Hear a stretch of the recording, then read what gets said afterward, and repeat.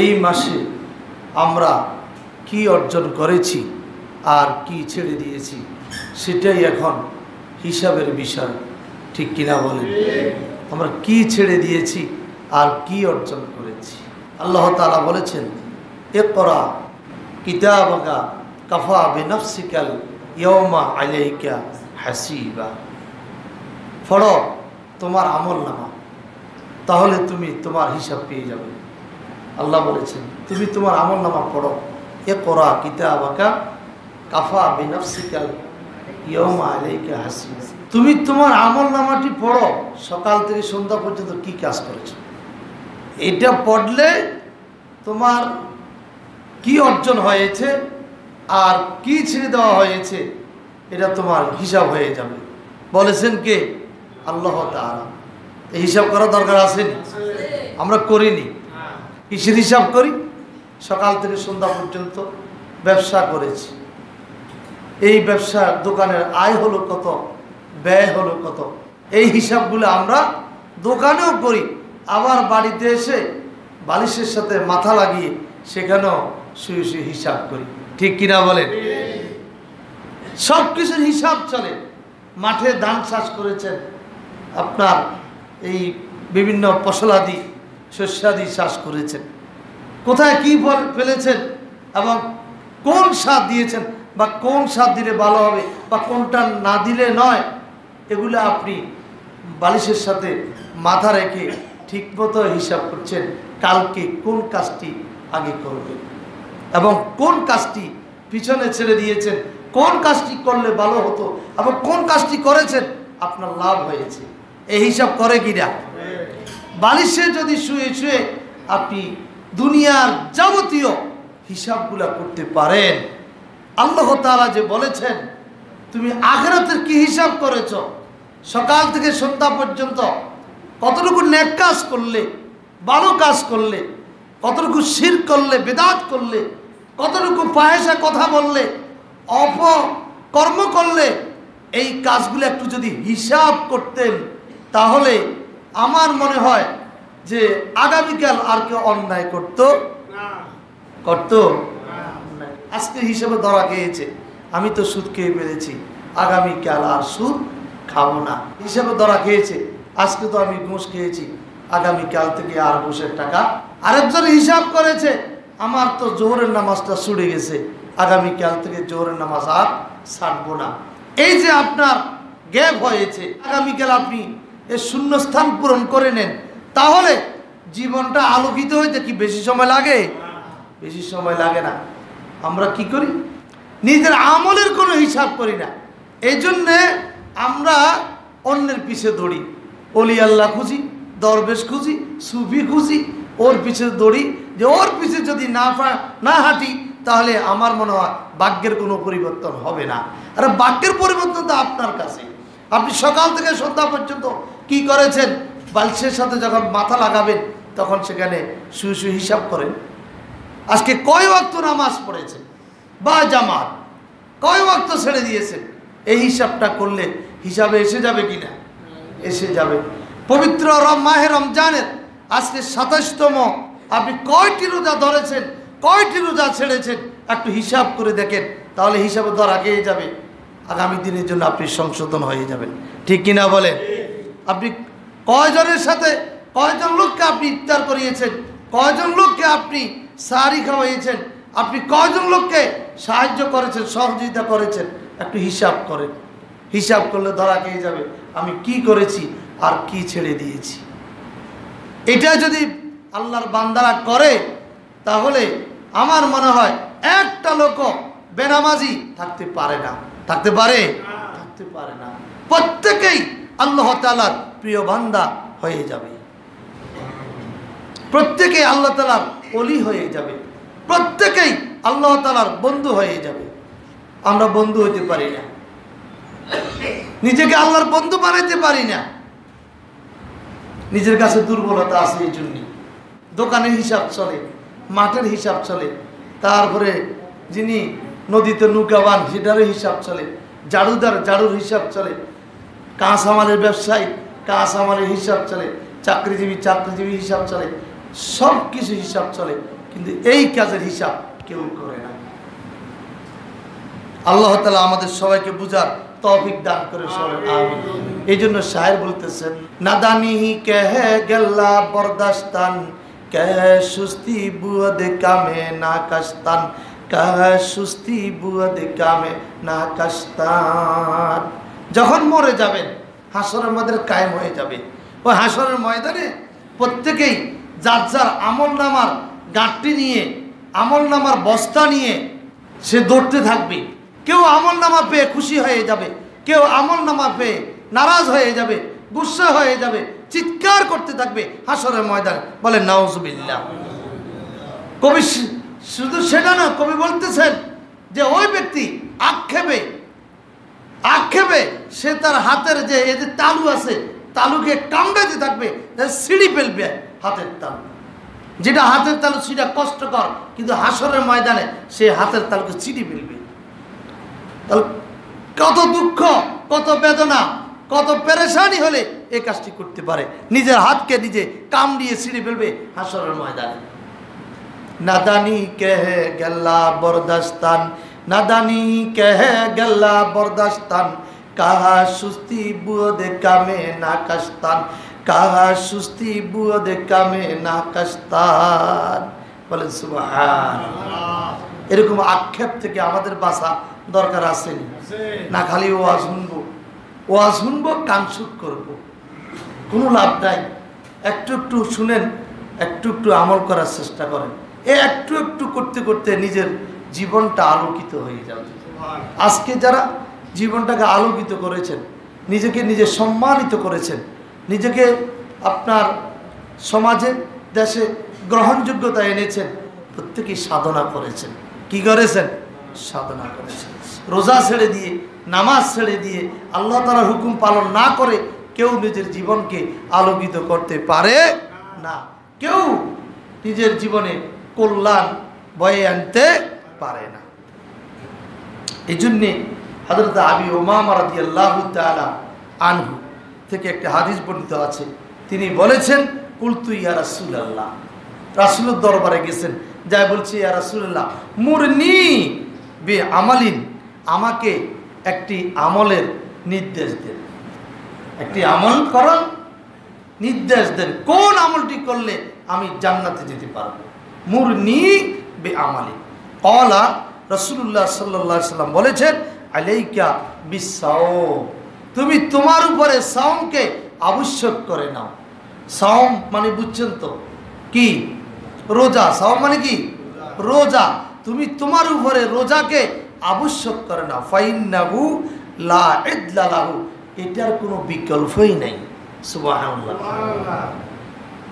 আবি উমামা রাদিয়াল্লাহু তাআলা আবার জিজ্ঞাসা করলেন, ইয়া রাসূলুল্লাহ, হে আল্লাহর রাসূল, মুরনি বে আমালিন, আমাকে আরেকটি উপদেশ দিন, যে কাজটি করলে আমি জান্নাতে যেতে পারব। ক্বালা রাসূলুল্লাহ সাল্লাল্লাহু আলাইহি সাল্লাম বললেন, আলাইকা বিসাওম, তুমি তোমার উপরে রোজাকে আবশ্যক করে নাও। আবারও কি বললেন? রোজাকে আবশ্যক করে নাও। ফাইন্নাহু লা ইদলা লাহু, এটার কোনো বিকল্পই নেই। কে বলেছেন? রাসূল বলেছেন। সাহাবী বলেন, আমি আবার জিজ্ঞাসা করলাম, ইয়া রাসূলুল্লাহ মুরনি বিআমালিন, আমাকে আরেকটি উপদেশ দিন, আমাকে আরেকটি উপদেশ দিন। ক্বালা রাসূলুল্লাহ সাল্লাল্লাহু আলাইহি ওয়াসাল্লাম, রাসূল বলেছেন, আলাইকা বিসাওম, তোমার উপর তুমি রোজাকে আবশ্যক করে নাও। লা ফাইন্নাহু মিসলা লাহু, যার কোনো মেসাল নাই, যার কোনো দৃষ্টান্ত নাই। তিনবার প্রশ্ন করেছেন, প্রতিবারে রাসূল বলেছেন সাওম সাওম সাওম। সুবহানাল্লাহ। কারণ এই সাওমের প্রতিদান আল্লাহ তাআলা নিজ হাতে দিবেন। বলেন সুবহানাল্লাহ। আস-সাওমু লি, হাদিসে কুদসি আল্লাহ তাআলা বলেছেন, রোজা আমার জন্য, আস-সাওমু লি ওয়া আনা আজজি বিহি, আর এর প্রতিদান আমি আল্লাহ নিজ হাতে দেব। সুবহানাল্লাহ। আল্লাহ তাআলা নিজ হাতে দিবেন। এই জন্য রাসূলুল্লাহ সাল্লাল্লাহু আলাইহি ওয়াসাল্লাম বারবার বলেছেন, সাওম সাওম সাওম আলাইকা বিসাওম। قال رسول الله صلى الله عليه وسلم إن الله فرض صيام رمضان وسننت لكم قيامه فمن صامه وقامه إيمانا واحتسابا خرج من ذنوبه كيوم ولدته أمه। নবীজি সাল্লাল্লাহু আলাইহি সাল্লাম বলেছেন, যে ব্যক্তি দিনের বেলা রোজা রেখেছে, কি রেখেছে? রোজা রেখেছে, যে আল্লাহ তাআলা রোজাকে ফরজ করেছেন, যে ব্যক্তি দিনের বেলা রোজা রেখেছে আর রাতের বেলা দাঁড়িয়ে দাঁড়িয়ে সালাতুত তারাবি নামাজ আদায় করেছে, খারাজা মিন যুনুবিহি কাইয়ৌমিন ওয়ালাদাতু উম্মুহু, সে তার গুনাহ থেকে এমন ভাবে বের হয়েছে যেন সে তার মায়ের পেট থেকে সদ্য জন্মগ্রহণ করেছে। সুবহানাল্লাহ। রোজাটি হইতে হবে কিভাবে? ইহতিসাবের সাথে। কিসের সাথে? ইহতিসাবের সাথে, ঈমানের সাথে, ভদ্রতার সাথে, নম্রতার সাথে এবং তাহজিব তামাদ্দুনের সাথে, আল্লাহর ভয়ের সাথে রোজা রেখেছে। গালি গালাস দুনিয়ার ফাহেসা সব যা হচ্ছে আর কিত্তার রায়না সব খাই গেছে। রোজাদায় খল হয়ে গেছে। কি হয়ে গেছে? খল হয়ে গেছে বলে। রোজাদায় নাকি পাগল হয়ে গেছে। রোজাদায় মানে পাগল হয় না, ধৈর্যশীল হয়। কি হয়? ধৈর্যশীল হয়। এখন সে নাকি রোজা রাখি পাগল হয়ে গেছে, মাতাল হয়ে গেছে। অথচ রাসূলুল্লাহ সাল্লাল্লাহু আলাইহি ওয়াসাল্লাম বলেছেন, রোজা মানুষের ধৈর্য শিক্ষা দেয়। সুবহানাল্লাহ। তো যে রোজা মানুষকে মাতাল শিখায়, এটা কি রোজা না বোঝা? এটা বোঝা। রোজা বোঝা হবে অনেকের জন্যে, আফসোস তাদের জন্যে যারা পবিত্র মাহে রমজান একটি রোজাও ধরে নাই, রাখে নাই, চেষ্টা করে নাই। তারা কি অর্জন করেছে আর কি ছেড়ে দিয়েছে? তারা কি অর্জন করতে পেরেছে? আর যারা রোজা রেখেছে, তারাবি নামাজ দাঁড়িয়ে দাঁড়িয়ে পড়েছে, তারা আল্লাহ তাআলার একটি ফরজিয়ত পালন করতে পেরেছে, এইটা তাদের অর্জন হয়েছে। তারা ইফতারি করেছে, ইফতারি সওয়াব তাদের অর্জন হয়েছে। সাহারি খেয়েছে, সাহারির যে সওয়াব তাদের অর্জন হয়েছে। সারাদিন উপবাস থেকে রোজা রেখেছে, রোজার যে সওয়াব এটা তাদের অর্জন হয়েছে। তারা মাহরুম, যারা আজকে রোজাদারের সাথে কাতারে এসে নামাজে এসেছে কিন্তু রোজা নাই, তারা বঞ্চিত, তারা লাঞ্ছিত, তারা অপদস্থ, তারা ক্ষতিগ্রস্ত। বলেন নাউজুবিল্লাহ। সম্মানিত হাজিরিন, রোজাদারের কি মর্যাদা হবে? রাসূলুল্লাহ সাল্লাল্লাহু আলাইহি সাল্লাম বলেছেন, ইন্না ফিল জান্নাতি বাবান ইউকালু লাহুর রায়্যান, জান্নাতের মধ্যে একটি দরজা হবে। কি হবে? একটি দরজা। ইউকালু লাহুর রায়্যান, ওই দরজাটির নাম হচ্ছে রায়্যান দরজা। ইয়াদখুলু মিনহু সাইমুনা ইয়াউমাল কিয়ামা, কিয়ামতের দিন কেবলমাত্র সায়েম যারা, রোজাদার যারা, তারাই সেই দরজা দিয়ে প্রবেশ করবে। সুবহানাল্লাহ। একটি মাত্র দরজা, সায়েম যারা রোজা পালনকারী, কষ্ট করে উপবাস থেকে দুনিয়ার যাবতীয় পয়সা কাজ থেকে বিরত থেকে রমজান মাসে রোজা পালন করেছে। আল্লাহ রাসূল সাল্লাল্লাহু আলাইহি সাল্লাম বলেছেন, ওই ব্যক্তির জন্য একটি দরজা বরাদ্দ আছে। সুবহানাল্লাহ। ওই দরজাটির নাম হচ্ছে রায়্যান দরজা। সেই দরজা দিয়ে কেবলমাত্র শুধুমাত্র রোজাদার ব্যক্তিরাই প্রবেশ করবে। সুবহানাল্লাহ। আর কেউ প্রবেশ করতে পারবে না। এটা আমার কথা না, রাসূলুল্লাহ সাল্লাল্লাহু আলাইহি সাল্লাম বলেছেন, লা ইয়াদখুলু মিনহু আহাদুন, ওই দরজা দিয়ে আর কেউ প্রবেশ করতে পারবে না, গায়রুহুম, তারা ছাড়া। ইউকালু আইনা সাইমুনা, বলা হবে হাসরের ময়দানে রোজাদাররা কোথায়? একটি গায়েবী আওয়াজ হবে। ফেরেশতারা বিকট এক আওয়াজ দিবে, আইনা সাইমুন, সাহেবরা কোথায়? এই আওয়াজে সাহেবরা সব দাঁড়িয়ে যাবে। সব কি হয়ে যাবে? ফায়াকুমুনা, সবাই দাঁড়িয়ে যাবে। লা ইয়াদখুলু মিনহু আহাদুন গায়রুহু, তারা ছাড়া ওই দরজা দিয়ে আর কেউ প্রবেশ করবে না। ফাইদা দাখালু, যখন তারা প্রবেশ করবে, আগলেক, দরজা তালাবদ্ধ হয়ে যাবে। সুবহানাল্লাহ। যখন রোজাদাররা রায়্যান নামক দরজা দিয়ে জান্নাতে প্রবেশ করবে, আফসের আপ, দরজাটি কি হয়ে যাবে?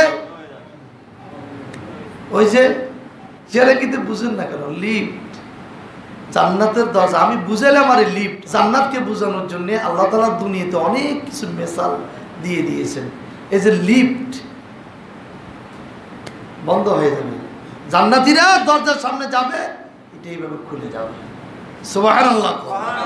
এটা শুধু রোজাদারের সম্মানে এই লিফট বন্ধ হয়ে যাবে, গাড়া লাগিয়ে দেওয়া হবে, আর কেউ দরজা খুলতে পারবে না। ওরা তো জান্নাতে ঢুকে গেছে, ওদের তো হিসাব ফাইনাল হয়ে গেছে।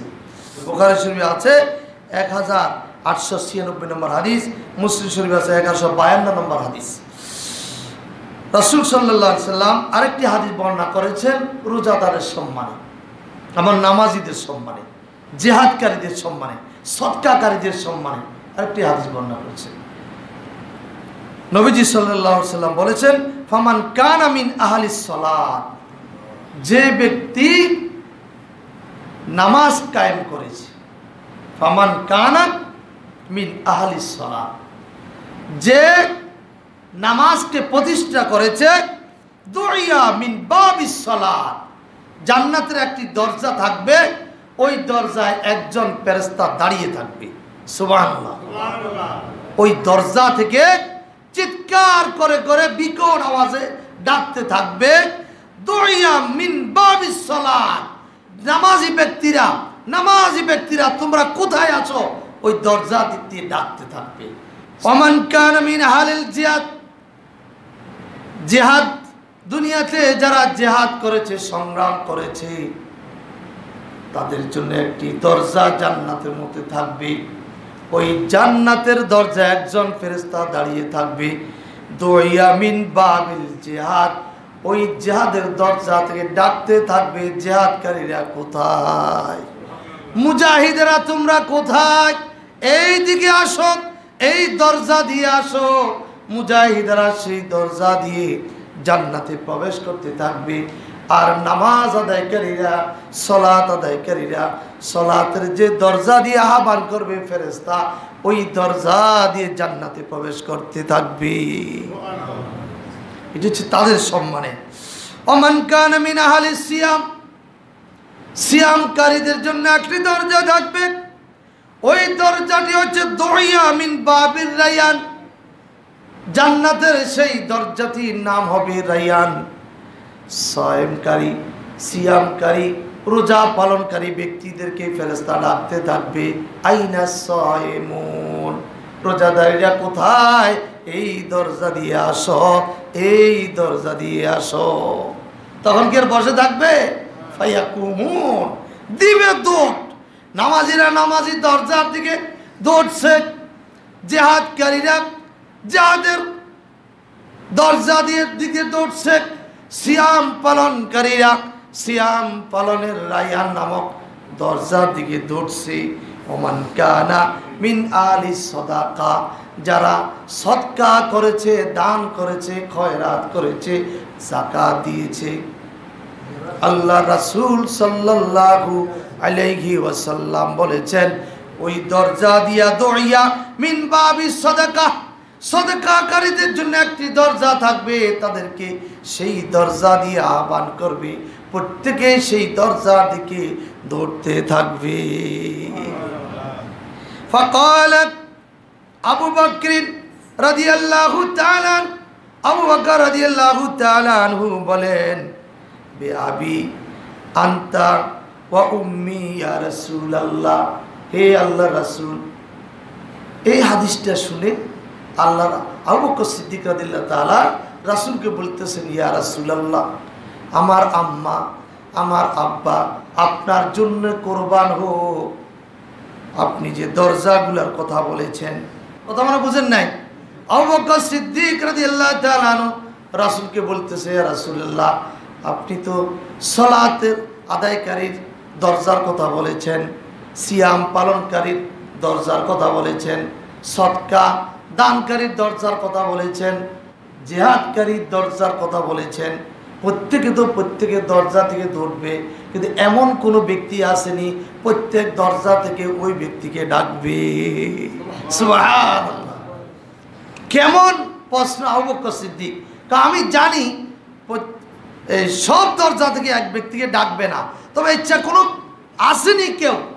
রাসূলুল্লাহ সাল্লাল্লাহু আলাইহি ওয়াসাল্লাম বললেন, না, হ্যাঁ আছে আছে।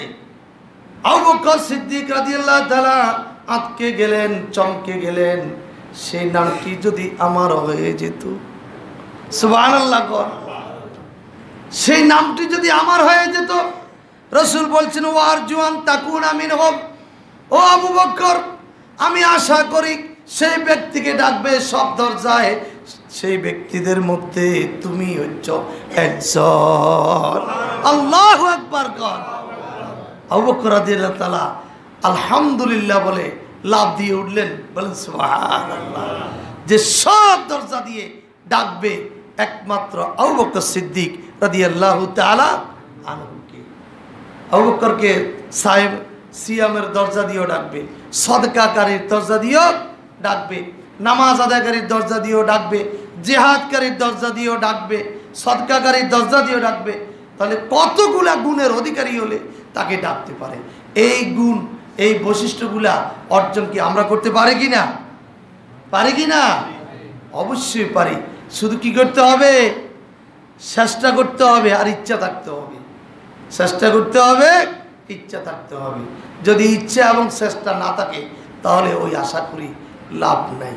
কারণ একটা রমজানের রোজা চলে গেল, ধরে দেখলাম না, শুয়ে দেখলাম না, আর ওই জান্নাতের সেই রায়ান দরজার আশা করি, এটা মিথ্যা। এটা কি? এটা মিথ্যা। আমার যত গুনাহ আছে মাফ করা দরকার আসেনি? আপনার যত গুনাহ মাফ করা দরকার আসেনি? রমজান শেষ, এখনো কান্দে যে অতীতে যত ভুল করছি তওবা করছি, আল্লাহ যে হায়াত আমাকে দান করবেন এই হায়াতটা আপনার জন্য কোরবান করে দিলাম। আমার যত গুনাহ আছে মাফ করে দাও রমজানে, দুঃখ ব্যথা ভুলিয়ে দাও, এই তো চাওয়া প্রাণপণে।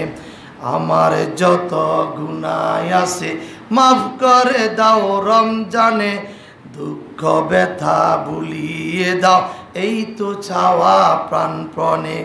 রমজানের হক আদায় করার শক্তি দাও প্রভু, তোমার শরণ থাকুক মনে, অন্তরে ভয় দাও প্রভু।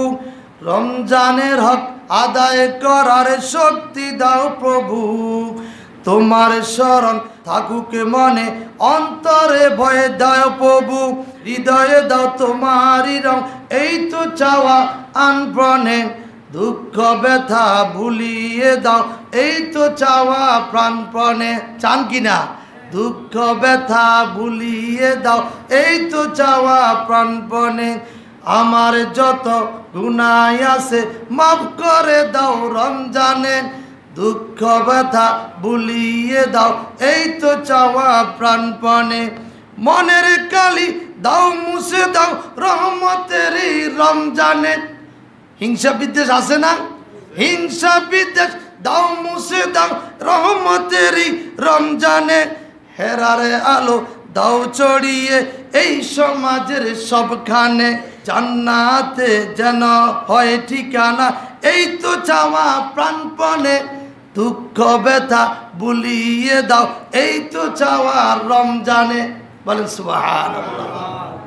দুঃখ ব্যথা হিংসা বিদ্বেষ এগুলোর জন্য এই রমজানে আল্লাহ তাআলা আমাদের থেকে ধুয়ে মুছে সাফ করে দেন এবং প্রত্যেকের অন্তরে ভালোবাসা পয়দা করে দেন।